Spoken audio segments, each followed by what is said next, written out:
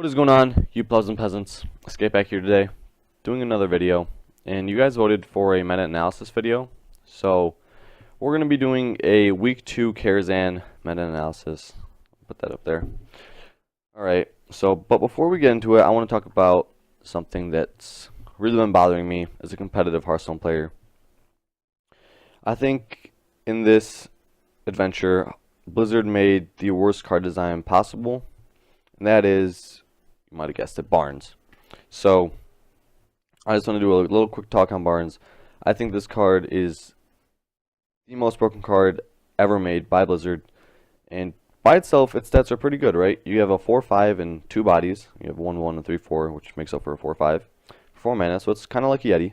So it's not that bad of a card just by itself. But the thing is that it can single-handedly win the game. There's never been a card in Hearthstone that can almost single-handedly win the game on turn 4. So for example, you pull something like a Charge, or you pull something like a Malygos with Barnes, and you almost can essentially win the game. Which is why I think this card is really busted. Like, you can play it in almost a lot of decks, and most of the decks. And even if it doesn't pull like the Charge or something, if it pulls something like a Loot Hoarder or a Kindly Grandmother, something along those lines, it's still really good. It's like if it pulls a Loot Hoarder, it becomes a Yeti with a draw 1. Like, what? So that's what I just want to say. I think Barnes is the worst card ever designed by Blizzard, just because it can single-handedly almost win you the game on turn 4, which is ridiculous. So yeah, that's just what I want to say for Barnes. But now let's get on to the tier list I made.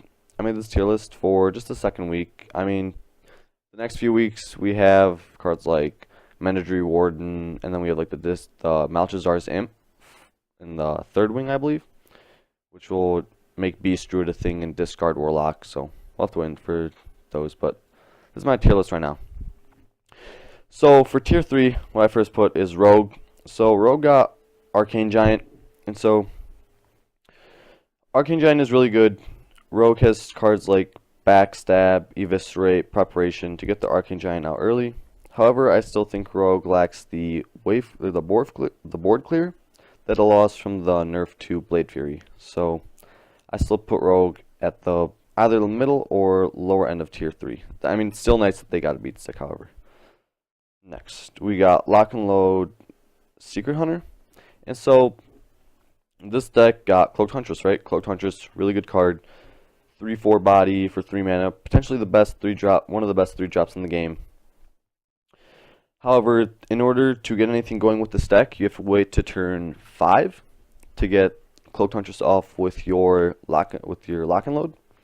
And typically this deck just gets ran over by aggro decks, and that's what the meta's screaming right now. So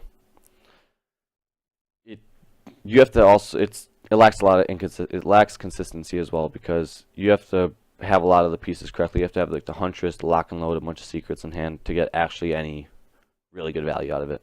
So that's why I put it at lower tier 3, potentially maybe even tier 4. So I think it's meh. So yeah. Next we have Divine Paladin. So Divine Paladin, or aggro Paladin, got Moros. So he got Moros. And people thought this card was going to be bad because of cards like Ravaging Ghoul, Swipe, Fan of Knives.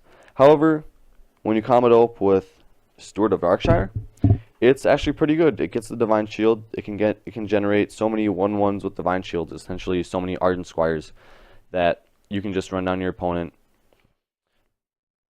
However, I don't think Paladin gained that much. I mean, it's just one card and it's legendary, so you can only run one of it, which is kind of unfortunate. But yeah, I still think Paladin stays at tier 3, and I think this deck is one of the decks that has the potential to break the ice and potentially make it the lower tier 2, but nothing higher than that. So yeah. Next on a tier 2, you guys are probably not going to expect this, but I put Freeze Mage here. And so the reason why Freeze Mage saw like little to no play these past few months is because of how many Warrior players there were. I would say almost 20 to 30% of ladder was Warrior, if not more, probably maybe a little less, but I'm sure somewhere around there. And Freeze Mage has a really extremely low win rate against Warrior, because especially Control and Cthulhu, because they can't do anything.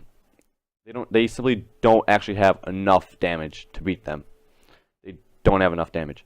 However, I believe with the release of Cloaked Huntress and the other priest cards, Priest and Secret Hunter will see a lot more play, and that will die down the Warrior hype that we've been seeing these past few months. And so when Warriors die down, Freeze Mage comes out. So I think Freeze Mage is probably going to be mid to higher tier 2 and potentially can break tier 1 if we see the amount of Warriors drop down to like 10%, potentially even lower than that.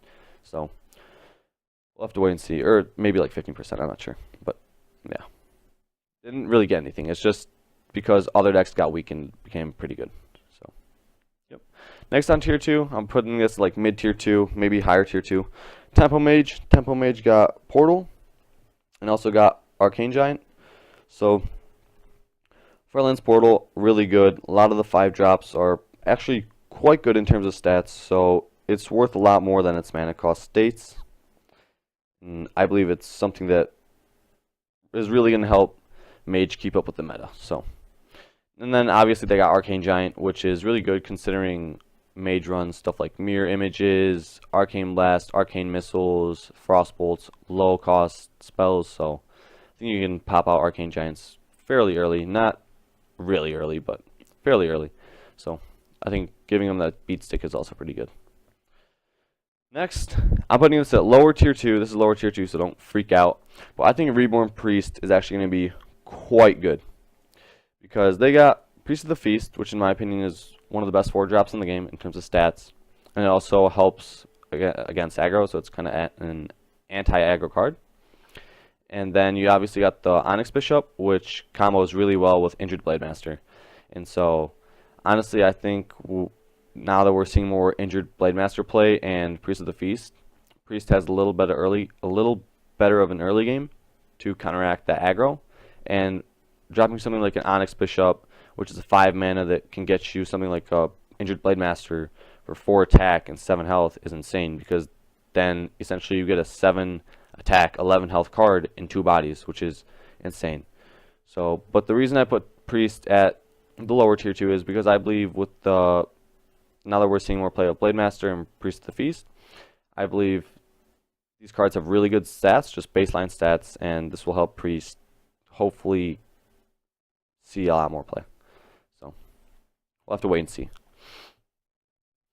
Alright, so boom. Alright. And next, I'm putting this at potentially lower tier 2. I'm not sure. This deck is really iffy because it has a little bit of inconsistency in my opinion. However, we're going to have to wait and see. This might be either a lower tier, it might be higher tier 3, or it might jump up to higher tier 2. We got Evolve Shaman. So, Evolve Shaman, crazy. It got Pantry Spider, Arcanosmith, and Moat Lurker. So, Pantry Spider, think about this. You play Pantry Spider with an Evolve, you get 2 4-drops for the cost of 1 4-drop. That's incredible. That's so much value right there. Next, you got Arcanosmith, also really good. Summons another minion. You can play Evolve on it. Really good. Gets a 5-drop, so really good. And then next, you got Moat Lurker. Moat Lurker, crazy. It's like an Assassinate and a 7-drop in one. Because you play Moat Lurker plus Evolve, and you're probably evolving other minions as well. So, Moat Lurker is essentially an Assassinate and a 7-drop in one, and most 7-drops have really good stats. So, yeah, and the Death Rattle doesn't go off when you evolve it, which is crazy. So, I personally think Evolve Shaman, we're gonna have to wait and see where it goes. But right now, I'm putting it lower tier 2. It might hop to a higher tier 2, maybe drop down to lower tier 3 or tier 3. I'm not sure, but yeah. Next, what I think is gonna be the #1 deck from Karazhan so far is N'Zoth Secret Hunter, and because they got Cloaked Huntress and Barnes. Barnes, there's not a bad target in the deck besides N'Zoth, but the chances of that are against you. So, and if you get something like a Cairn or a Hymen or a Sylvanas from Barnes, you essentially, your 1/8 goes up by a lot. And then next you got Cloaked Huntress, once again one of the best bodies for its mana cost, 3/4, really good baseline stats, and the effect is broken. You can just spam traps. And the reason why I believe this deck is going to be good is because the traps are actually not that bad. When I've been playtesting it, the traps like Snipe is incredible. You can kill stuff like Totem Golem, Flame Waker, Azure Drake, Gadget Stand Auctioneer, Tomb Pillager. There's just so much stuff that you can kill with the Snipe that you can even play just on turn 2 by itself or coin it out turn 1, something like that, just because it's so good. There's so many 4 health minions right now that are being played, which makes it really viable. So I don't think the traps are even that bad by themselves right now. And this deck also, in my opinion, bumped down Worgen OTK straight down to tier 3, like maybe even lower, probably like bottom tier 3, because there's no way Worgen OTK can beat this deck with Snipe. Snipe instantly kills the Worgen. You have Explosive Trap. If they damage their Worgen and try to hit your face, it dies. You have the Freezing Trap. You have Bear Trap, which puts up the taunt, so you take like a lot less health, a lot less damage. So overall, I think this deck is just gonna remove Worgen OTK from the meta. So yeah. Next we got Token Druid, which in my opinion is got an Arcane Giant, which is crazy because when you look at Token Druid, they have Innervate, Living Roots, Wild Growth, Wrath. Like they have so Raven Idol to even generate more low cost spells. They just have so many spells to where you can probably play this card for like maybe 5-6 mana, which is incredible when you think about it. So I think giving Arcane Giant, I don't think they thought about this before they made Arcane Giant, but Arcane Giant and Token Druid, in my opinion, is going to be really dumb. Like I was watching some streams and people were playing this card along with Azure Drake on like turns, I think it was like 8 or 9 or something. This card's just going to be crazy in Token Druid, so yeah. And then what I think is going to be one of the other really good decks of the format, in my opinion, this is about to be like crazy good. Oh my gosh, N'Zoth Dreadsteed. This deck is like, I was losing to it the other day a couple of times. I'm like, oh my god, like what is going on? Like this card is so good. With the addition of Barnes, you get Dreadsteed, like you instantly win the game. I was like, oh my gosh, this deck is like crazy. But yeah, no, I'm just joking, guys. No, that's not going to be, I don't think it's going to be viable. But yeah, so that's my tier list right there. If you liked the video, if you enjoyed the video, drop a like, subscribe if you want to keep up with my content, and comment down below on your own meta opinions, what you think I could have done better, and yeah, your opinions on just the video in general. So yeah, looking forward to seeing what you guys have to say about my tier list, your own opinions on the tier list, etc. And yeah, hope you guys enjoyed the video, learned something, and peace. See you next time.